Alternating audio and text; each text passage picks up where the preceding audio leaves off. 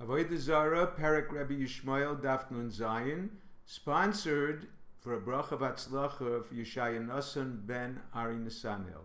Shmuel delayed a decision, 3 regalim, concerning grapes pressed with an idolater whose hands were bound. Based on the conclusion of yesterday's daf, an idolater will not perform a libation with his foot. Why did Shmuel delay his decision? The Gemara suggests 2 possibilities. Number 1, he postponed his decision hoping to find the Tana stringent like Rabbi Nasan, who ruled prohibited wine measured by an idolater's hand is legally considered a libation, rabbinically prohibited benefit. The refutation. Rabbi Nasan holds his stringency only where he used his hand, not his foot.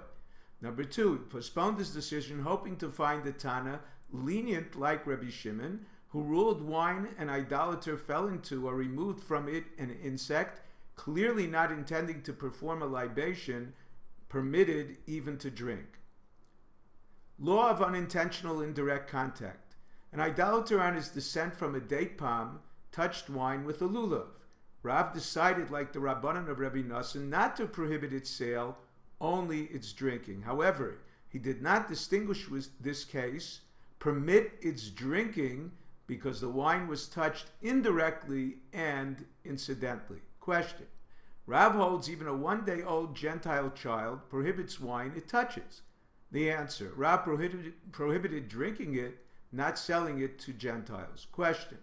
A brisa states 2 laws concerning purchased slaves or slaves born to maidservants in Jewish homes, circumcised but not immersed. Number 1. One opinion holds they rabbinically contaminated as zavim.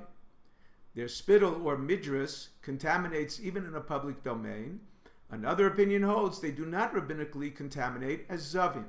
They did not institute decrees for unusual situations such as partial conversions. Number 2, partially converted adult slaves aware of idolatrous practices render wine they touch nesech.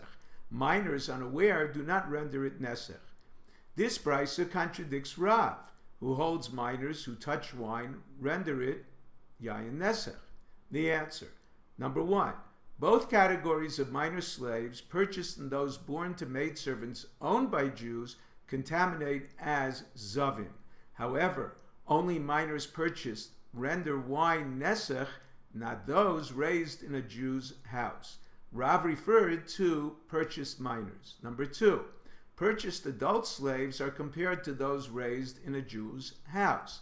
Just as those raised in a Jew's house do not render wine nesech as soon as their conversion is complete, so too those purchased, precluding the opinion of Rav Nachman that purchased slaves even after their full conversion render wine nesech for 12 months until they no longer mention idolatry. Question. The previous brisa contradicts Rav Nachman. It states purchased slaves are those only partially converted. Those fully converted do not require a waiting period of 12 months. Consensual conversion suffices to alleviate any suspicion of their performing libations. The answer. Number 1, the brisa's second ruling concerning rendering wine nesech inferred as different between fully and partially converted slaves refers only to those raised in a Jewish house. Those purchased even after a full conversion are suspect for 12 months. Both categories are compared only regarding contamination. Number 2, both categories are compared in relation to rendering wine nesech.